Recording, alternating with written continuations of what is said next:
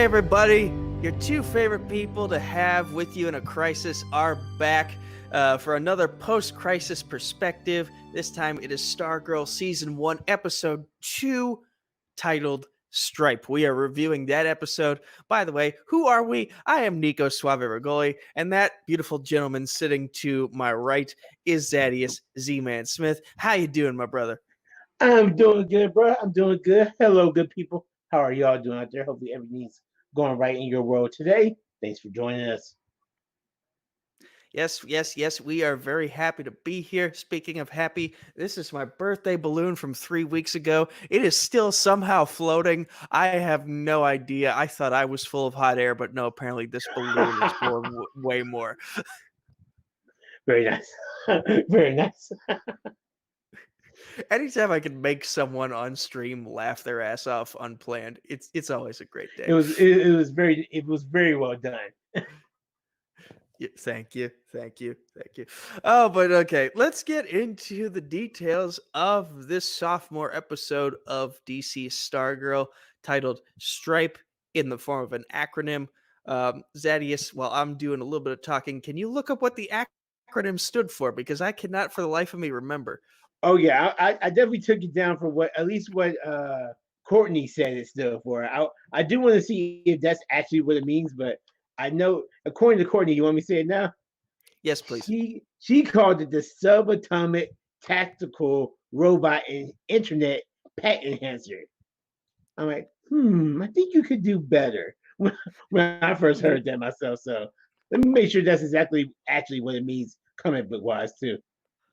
I mean, the thing that keeps throwing me off is internet. Like we have no Yeah. idea if that robot gets Wi-Fi. I mean, you could say intelligent pet enhancer. That would have been. It was right there. Yeah, you're not wrong. But then again, it's a teenager coming up with an acronym on the fly. She did pretty well for like having literally 30 seconds to think of it. So I'll give her that. But I'm getting into the details of this episode. We're picking up right where we left off from last week, which is Stargirl. Courtney has basically escaped the clutches of Brainwave after getting attacked by him in a tire factory. Um, Mhm. and Pat in this robot armor that he made out of his old car um, comes to her rescue and flies her off into what we'll call his secret lair, which is basically that Autopots that body shop store that he is working out of. Whether or not he actually does real business throughout the day in that store is still up for debate, but we know he's using that building as his secret lair for the robot suit. Mhm. Okay, there we go.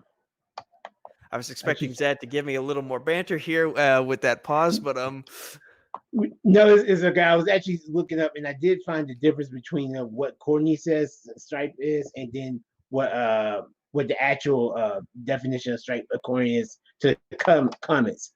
According to the comments, stripe stands for Special Tactics Robot Integrated Power Enhancer. So completely different. But then again, this is a CW show, so it works in my eyes. and I still consider it a CW plus show because again, this is DC Universe first, and then you get the sort of more mild version On the on the CW. CW the day afterwards. Which, by the way, I still have not watched the CW versions of these episodes. I've only been watching them on the DC Universe streaming service using your account, I might add. Hey, it's all good, man. But I was able to watch them both, so I can point out some differences between the two episodes a little bit later as well. Okay, thank you for that. But basically, where was I? They escaped Brainwave. They're having this conversation of like, Pat does not want Courtney to take up the mantle of Stargirl, following in Starman's footsteps. He basically doesn't want her to get hurt because he's seen what the Injustice League or the Injustice Society, it's kind of unclear of what they're being called. Um, Mhm.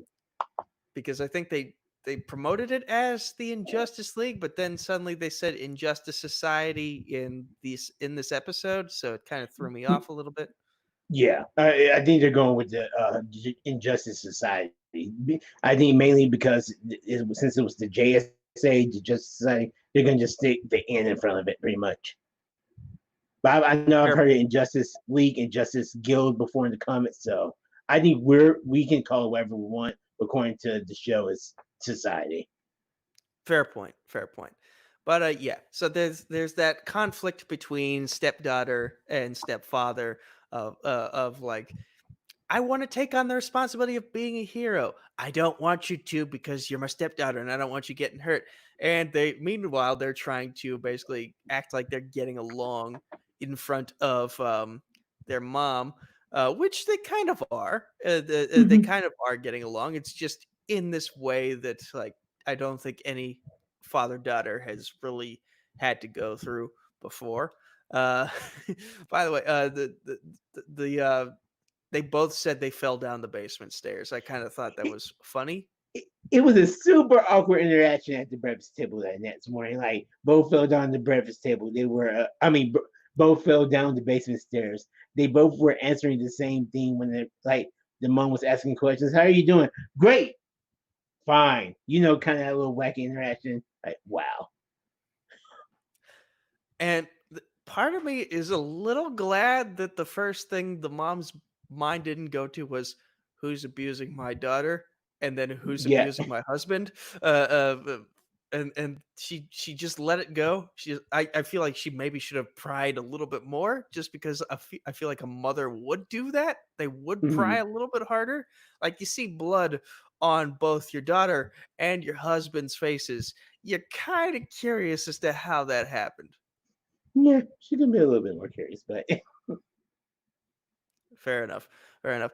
But yeah, after that awkward interaction, they go back to sort of not hating each other, but not being on the same page. Courtney takes Starman's costume to school and breaks two sewing machines in the home ec room to make her new costume. And then help me out here. For some reason, I'm brain yeah, farting. I know for personally for me at this was one of those moments where I thoroughly enjoyed that this episode did because I think in a lot of our superhero shows that we watch ourselves, we never get to see how the character gets their super suit. Pretty much, like they might just uh, Oliver's wearing just a hood with some makeup one day, and then we know Barry equipped him with a mask, but we don't really see how the mask was made or anything like that, or how the suit was made. So I thoroughly enjoyed this part of the show right here. When Courtney first got her, when she got the suit from basically Starman and made it her own, which was very nice in my opinion. Yeah, and this helps with them not having to have her make a suit from scratch because, you know, Oliver Queen is just rich. Barry Allen works at Star Labs. These guys, and Sarah Lance, she comes from a bunch of assassins, so she's probably got a bunch of assassin suits just lying around in her closet. So, like, all these other heroes that we've seen in terms of the DC television stuff, they've had avenues in which they could get these suits from scratch. Mm-hmm. If Yeah, Stargirl, we have no idea what kind of money that family makes. I would assume they make a good amount with this new job that the mom has in Blue Valley, but we still don't know what the exact amount is and whether or not that pays enough to make a super suit from scratch. So the fact that she had one to basically recycle into her own was kind of a nice touch. agree. It was one of the montages of this episode that I thoroughly enjoyed. Unlike I think the next montage that happened, I think simultaneously as Courtney was making her suit, I think we also got the scene next was when Pat had went to go in a part of his training montage. He went to go train at Larry's, excuse me, Crusher's gym, where he was on, where Crusher's trying to pump Pat up. So even though it was funny, but it was a little unnecessary, I believe, in my opinion. But it did lead up to some other interactions later in the episode between A- Crusher and Pat. And What were you about to say? I love that the montage we saw between Crusher and Pat was basically 3 minutes, but in real time. Like, those were the first 3 minutes of his actual workout that we saw. Yeah, Like, Pat was like, you still "How got. long?" Oh, go ahead. 57 minutes left. Pat was like, I think it was bench pressing he was doing, and he's like, "Oh no, it was still." Like, "How long do we have? How long has it been? 3 minutes. 57 minutes left to become Pat 2.0, basically." It was so good. It was so good. Um, I completely forgot to mention what was going on Brainwave's end, but before we see the meetup between good and evil. And so while Courtney and Pat are doing their stuff, the night of when Starman's staff was rediscovered by Brainwave, he goes straight to, I believe, the Wizard, who is the councilman of Blue Valley. Which was very interesting.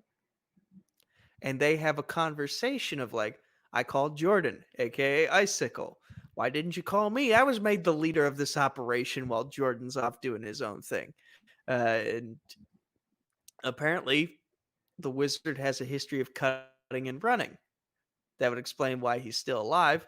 And obviously, they've all got families now, so they're trying to look after them. But I feel like the wizard is more concerned about his family, whereas uh Brainwave is more concerned about the plan. Yeah, He one wants hundred the percent. grand plan. Yeah, he wants the grand plan to be fulfilled more than anything. Um and later on we see his interactions with his son. And he's like he's prying at his son's mind. He knows everything his son is thinking, and he's also very, very upset that it's not the other way around. I think he really wants his son to inherit his powers, so that he can take over in the family business. And when it doesn't happen, as far as we know, it's not happening. Yeah, Um, you can just see the disappointment in his eyes. I completely agree because it definitely seemed like he was just pushing at. I think his son's name is Henry also, so I think it's like a Henry junior Jr. senior. Yeah, Henry Junior Yeah, situation. Henry. But he's definitely wanting his son to like pick up on his brain his telepathic powers or something. But Henry's not doing it yet, so he's definitely disappointed. Even though I hope it will change because we've obviously seen in these first two episodes, more last episode than this one, that Henry Jr. He's an asshole himself. Sorry if my cursing offended your ears, but yeah, Henry is not a good kid at Blue Valley House. So it would be nice to see Courtney have another villain in the making. I'm not sure if he is going to be a villain or not. More her own age, on her own level.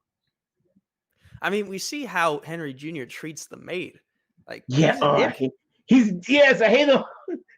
I want breakfast pronto. I'm like, you bastard. Like, he is a true piece of shit. And his dad is his dad kills people. So yeah, he's also a pretty big piece of shit. But he's also a pretty good detective because he found Courtney's school ID at the scene of the battle, kept it, and then started doing an online search in his office to figure out who is this girl? Who is this girl? And while he's doing that, his coworker is having a weird video call lunch with her daughter, who goes to the Blue Valley High School. By the way, no offense to anyone who does do this, but if you're a high schooler and you have lunch with your parents over video call in the school cafeteria, you're kind of sad and you might want to get some friends. Yeah, just especially when there's people at the same table with you, like open up and talk to them. If you can definitely see in this episode, she has no problem talking at all, like not at all. But maybe it would be nice for her. It'll be nice to see her open up to Courtney more, and then also to the girl that's across from her. I don't think we've even been really thoroughly introduced to her yet because we just saw the rude interaction with Henry and her last week, and like a small interaction with her this week. I mean, we've seen we've seen promotional stuff released Mhm. in the weeks leading up to the season premiere of these other kids. taking over the mantles of the Justice Society. So we know these guys are going to have a big role to play at some point in the season. It's just a matter of how soon. Yeah, And it's not their time yet, but we are getting more acclimated with these other kids who are going to play a big role in Courtney's story moving forward. It's just not their time yet. that's true. Right now, we're But more focused on the villains.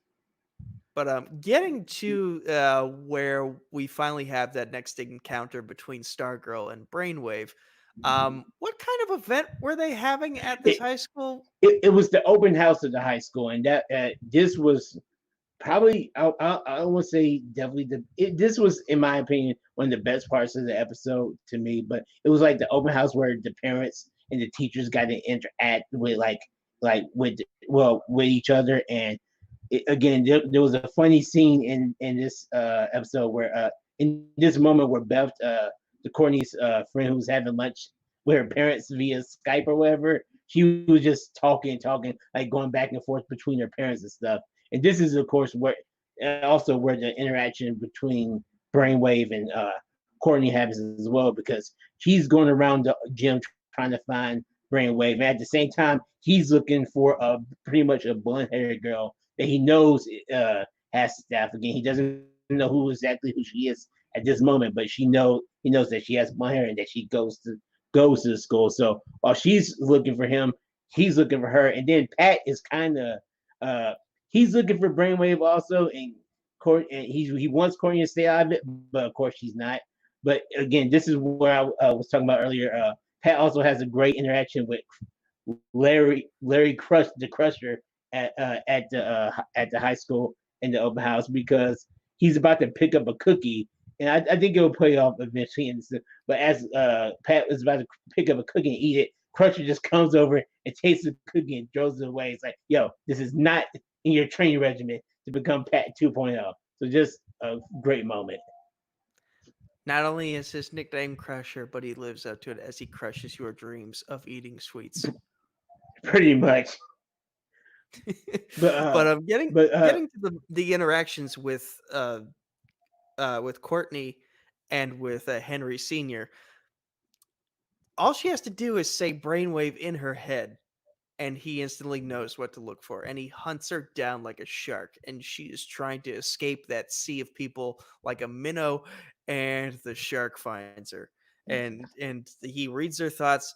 And he's like, so you're Starman's daughter, because at this point she still believes that she is Starman's daughter. Whether or not that is the truth is still up for debate and will probably be confirmed or denied farther into the season.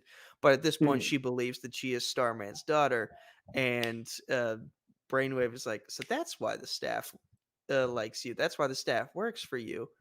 Give it to me, or I'm gonna murder your family, specifically your mother, and I'm gonna make it look like she had a stroke. She will suffer because I have the ability to make her suffer.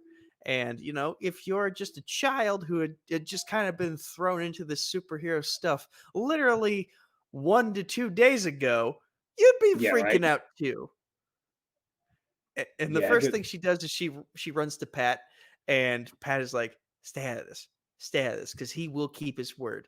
Let me take care of this, and if I'm not back by the end of the night, take your mom, take Mike, and get the heck out of Blue Valley. Yeah, this was a very serious moment. I think this episode, this moment in this episode, hit a very serious point, because you could tell it was the moment where Pat, even though eventually it doesn't work, but Pat really took authority at this point. He's like, let's stop. He's like telling her, stop. Listen, I'm gonna handle this. I'll go take care of Brainwave. And like you said, if I don't come back the next day, you take your mom and Mike and leave the town. So you could really feel the gravitas of the situation right here, or what Pat was about to go do.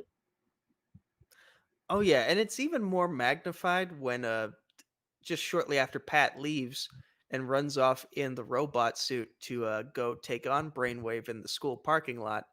Um, by the way, it's weird seeing two adults meet in a school parking lot for a fight. Yeah, I'm like they could have picked a better location, but that's just a small gripe. I mean, I'm not griping about it. I'm just saying it's kind of strange because, like, the last time I saw two adults fighting outside of a school, it was Ice Cube and Charlie Day for that movie Fist Fight. Very, very nice. Very good point. Maybe that's where they drew inspiration from. Perhaps, but I think we can both agree that it would have been a lot better if Ice Cube had telekinesis and Charlie Day had a robot suit.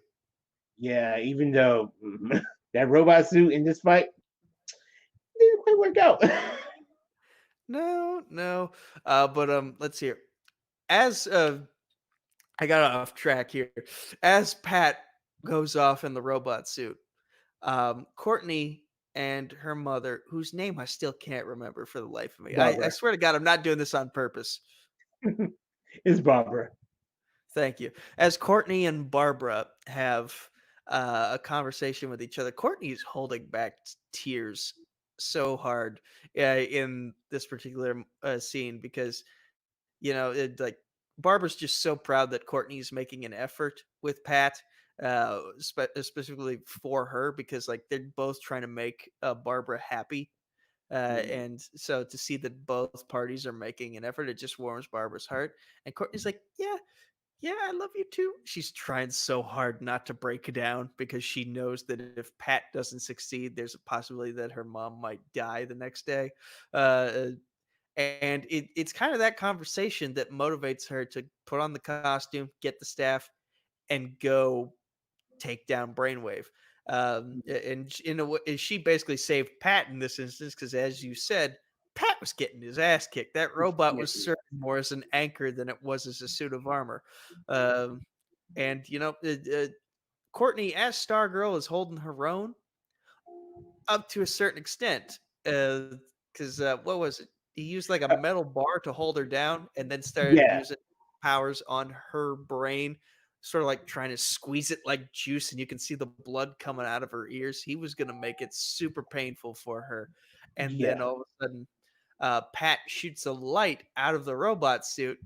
It distracts Brainwave, and then it allows Courtney to grab the staff, hold it up to his head, and then just basically fry him.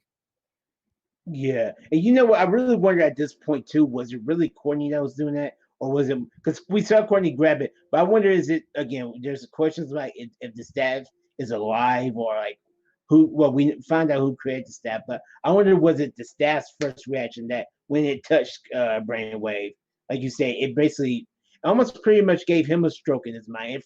It overloaded his brain in that moment.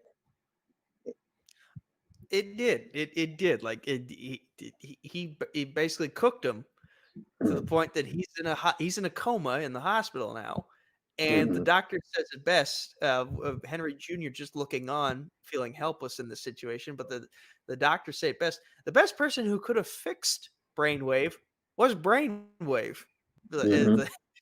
I mean, that I would assume that's probably how he fixed a bunch of patients. Is he reads their minds and then figures out what's wrong with them and then takes care of them.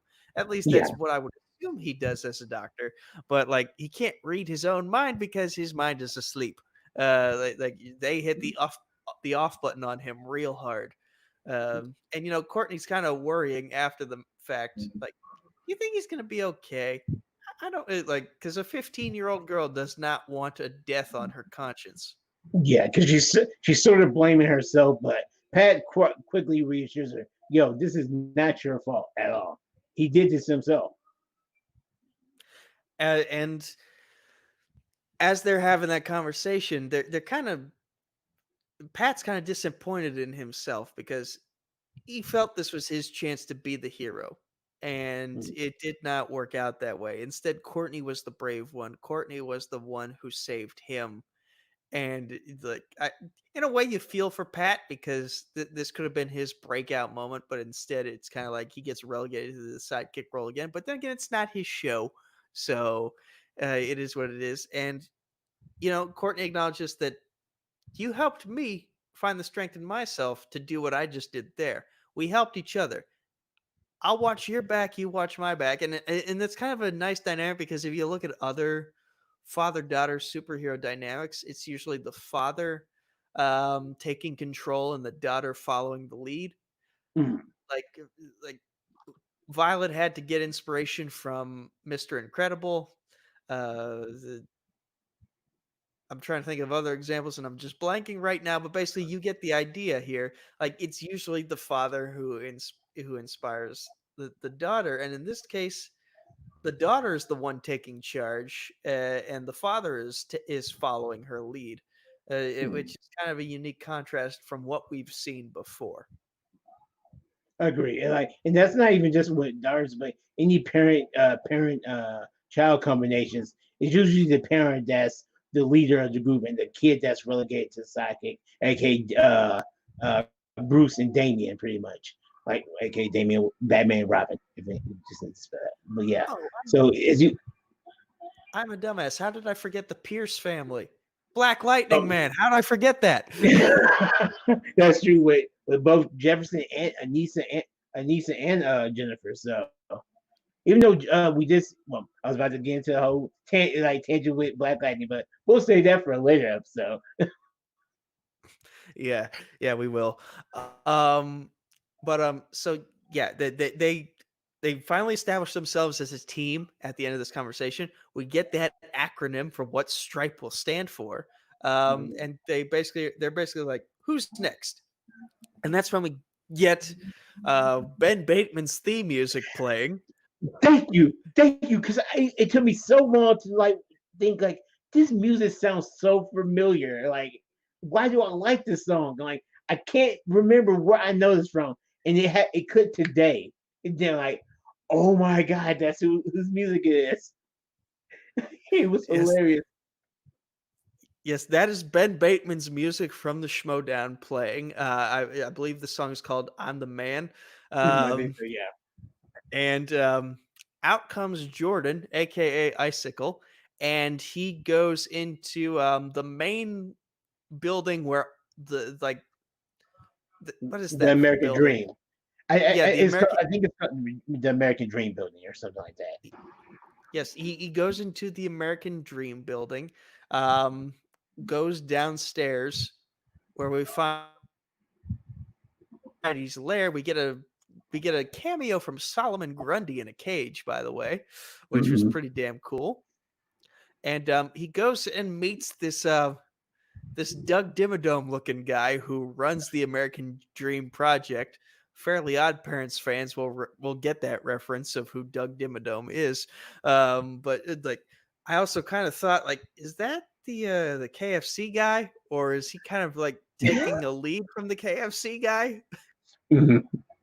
I can see you. I can understand what you mean because he was kind of laying on very thick in this point, and then also in the earlier scene, with whenever because as we know is he's Barbara's boss. He's like the leader of the American Dream. So yeah, he was laying on pretty thick. And he's not a very good listener of a boss either, because he turned down both of Barbara's ideas and no one else had an idea. So it's Hmm. like, you asked for ideas, she's giving you them, and you're just saying no. I do Oh yeah, declare you might be a bad boss. oh yeah, he was a dip before, and he's even a bigger one now. Yep, yep, because now we know he's also a supervillain. Hmm. And they we see them looking at some very poor quality security footage of someone holding Starman's staff. They don't realize that it's Courtney because, again, the image is so poor in its quality that they can't piece it together. But they're like, so that's what we have to look out for now. Hmm. And then that's when the show ends. And I believe I saw on YouTube earlier today that like they are going to go after Icicle in the next episode. They're gonna cut. They're gonna go for the leader of the original Injustice Society, and things are gonna get interesting. But Yeah. Zad, overall, what did you think of this episode? But yeah, I think it was another great episode. I won't compare it if I like this one more than I did like uh last week's. I think this episode, the open house was really a great portion of this episode to me. not only because it was Courtney's hunt for Brainwave, but we knew again, I said earlier, he was also there to accomplish the same thing. And it led to some creepy moments because I remember there was a scene where Brainwave was looking and he went up to a group of girls and was just like just creeping around. I'm like, calm down, calm down. Like it was very creepy between them. But I think there was a lot of great interactions with in that moment, like in the open house. And then again, the Pat and Courtney moments again. Luke Wilson, I think is doing great on the show for me. Like I'm very impressed by him right now, and I think and of course props to him. But I think him and Brett Basinger have great chemistry together. I would definitely agree with that sentiment. I've always thought that this girl had potential to be something since I saw her in Bella and the Bulldogs on Nickelodeon, Mhm. and I was like, I feel like when I would watch that show, I would be like, first off, why am I watching Bella and the Bulldogs? Nickelodeon shows of this generation are not that great, and that's probably why I was thinking like, this girl. I feel like she has talent, and it's kind of being wasted on this era of Nickelodeon programming where they just go for the cheap jokes, Mhm. and the acting isn't that great, but she had something, and this show has really unlocked that potential that I thought she had. And Luke Wilson is the perfect foil to bring out that talent uh, within her, to bring it out of her, and Mhm. put it on screen for us to see. I will also agree that Brainwave, I would call him like an evil Sheldon Cooper. Like he just has that awkward, creepy factor that he doesn't know how to turn off. Yeah, I can't see anything likable about Brainwave or Henry King. Like yes, I know he had one charming moment in this episode, and that was when he one moment where he even seemed like a human was, and that was when he was when he first got into his office with Beth's mom, and Beth had said, "Hi, Dr. King," and he cracked a little bit and said, "Hello, Beth." I'm like, even though it was a little stoic, at least he was kind enough to like greet her, and that says a lot to say. That's just such a small thing about him. He's not as charismatic as I think our other Injustice Society members are, such as Sportsmaster, who I love, and the Wizard. I almost called him Abracadabra, but the Wizard are like I'm very interested to know more about them, as well as Icicle, who we meet at the end of the episode. I'm also interested to learn more about these characters who we've only gotten glimpses of so far, but Mhm. we both know we're going to get more of these characters moving Mhm. forward. My main thing is we're 2 episodes in, and there's still a lot I don't know or understand about the place of Blue Valley itself. Like, there's a it's such a strange place as Mhm. is, and now we find out there's other stuff going on behind the scenes of like a new America initiative.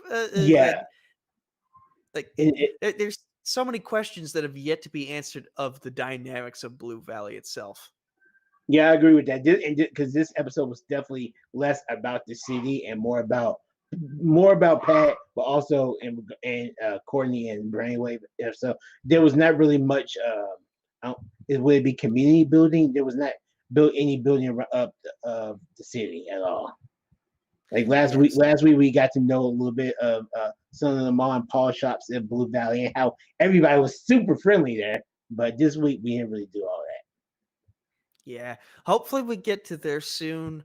But until then, we look forward to what's going to happen next week. And I can't wait to see what happens. We have Mhm. gone past 30 minutes. Again, this is something Jason Inman and Ashley V. Robinson can do in like 15 minutes. So I think we've overstayed our welcome. Zad, where can the good people of the internet find you? Well, good people, y'all can find me on Facebook, Twitter, or Instagram by just simply typing my name, Zaddeus Smith. That's Z-A, two D's, E-U-S Smith. Be more specific on Twitter. You can find me at the underscore ZADD or on Instagram at Zaddeus also again.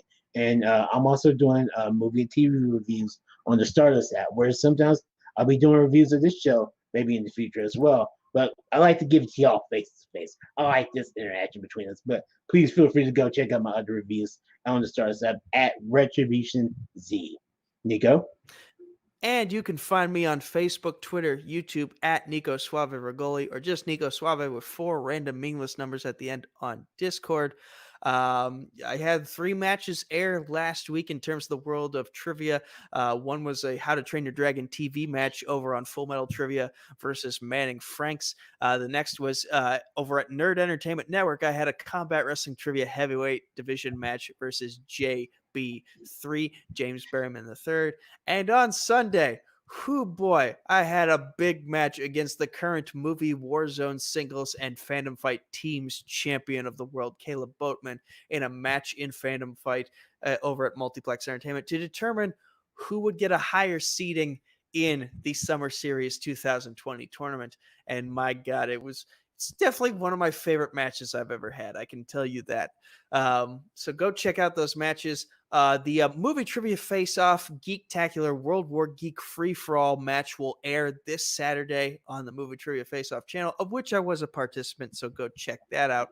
And on June 5th, you can catch me defending my TMG Entertainment Chokeslam Wrestling Debate Championship against Ryan the Big O O'Regan in the main event of Scratch and Claw 2. Dad, don't judge that nickname. I'm not the one who came Yeah. up with it. I'm glad you're in my head though. Like, Of course, you can catch the two of us every week on this very channel reviewing Stargirl episodes for the post-crisis perspective. And because Legends of Tomorrow is having its season finale next week, we are going to do a post-crisis perspective of what we'll call Earth Prime Season 1, because now that we've entered this post-crisis era, it feels just appropriate to lump all the shows that are on Earth Prime together into one discussion. By the way, Legends of Tomorrow, probably my favorite TV show of all time right now. This season has been bonkers. There are 2 Zaris now. It's madness, and I can't wait to talk about it. yeah, and just the one thing I'll add about that is Legends is has given everybody the perfect excuse to recast Batwoman. That's all I'll say. Perfect excuse, perfect reason. You are not wrong in the slightest. Because basically, they found a way to change the multiverse twice in the same season. You right? Like, no fucks given by this show. And that's why it's so beautiful. Exactly. I was thinking you were going to say something, so I guess this is where I do our send-off. I didn't think of a send-off, so I guess for the second week in a row, we're just going to wave awkwardly and say bye while I reach for the end broadcast button.